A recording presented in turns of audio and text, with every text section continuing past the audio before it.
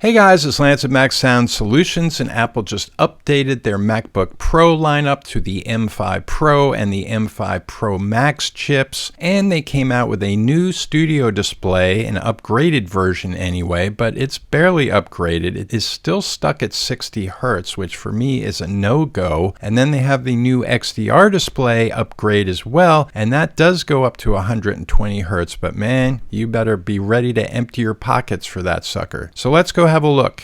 Okay, so we're going to look at the base model 14-inch MacBook Pro with the M5 Pro chip. And you know, if I were to be buying one of these, I would definitely go with the Unbinned chip because it's only an extra $200, right? That's not a huge increase compared to some of the other options that can really cost you an arm and a leg.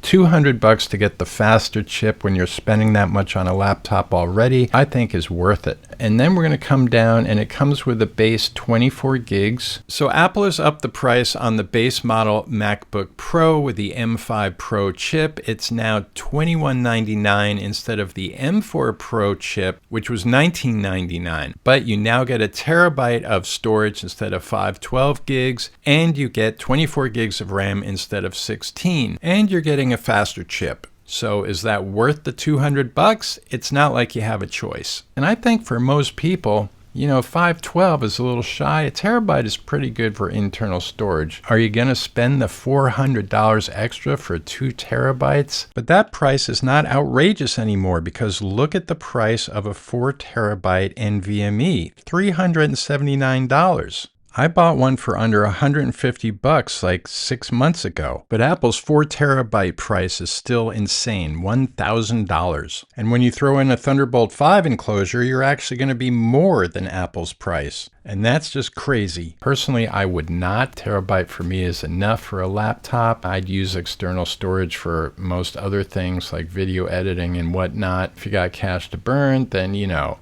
Okay, so there's our final price, $2,400 with the 1 terabyte and the faster chip, 24 gigs of RAM. So if you want to up your RAM, that's where the price is going to really increase. So we're going to look at that. $400 to double your RAM. You know, in today's market, I guess that's not completely outrageous. So $300 more gets you the bigger laptop, the 16-inch. Now, to me, I use a MacBook Air and it's super light. You know, that's what I don't like about the Pros. They have an amazing screen. I wish they would put that on the Air. But, you know, the Air is so nice and light where these things are pretty much tanks that you're carrying around, especially that 16-inch. It's heavy. I've been to the Apple store, I've picked them up, and I'm just like, you know, for what I do with a laptop, I don't need a big beefy laptop. If I want a power machine, it's going to be a desktop, not a laptop. And just for fun, I pretty much maxed it out, not including Apple Care and tax and whatnot, $7,349.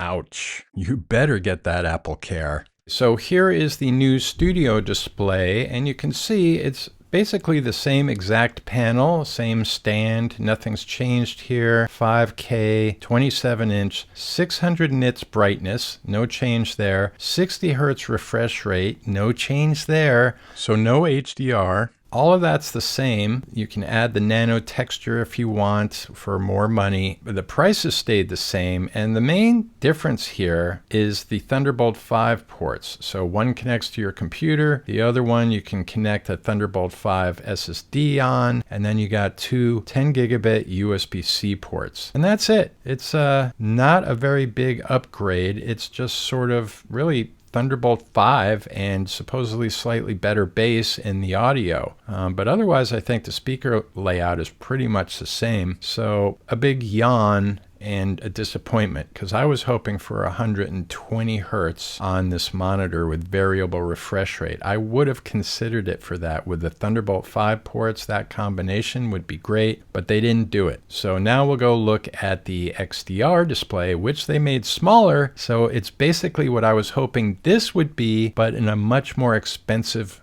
package. So Apple has decided to nix the 32-inch size and go down to the 27-inch, and this has, newer technology. The older one was a mini LED as well, but an older version of that. This has a lot more local dimming and things of that nature, and it's got higher brightness, so better for HDR, and it's pretty expensive monitor.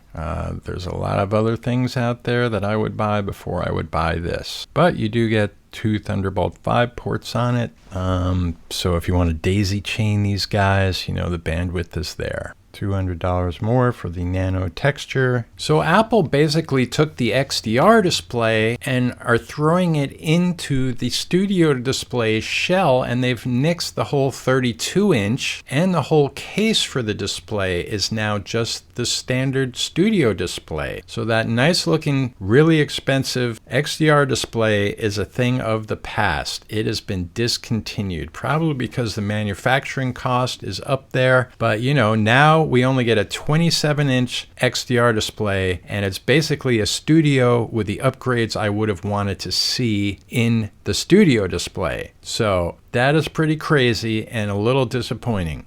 All right, guys, thanks for watching. Please subscribe to my channel. I have a lot of good info on how to manage your storage with your Mac. I also sell some PDFs on these subjects, so check out this video over here, and please subscribe to my channel. And I'll see you in the next Mac Sound Solutions video.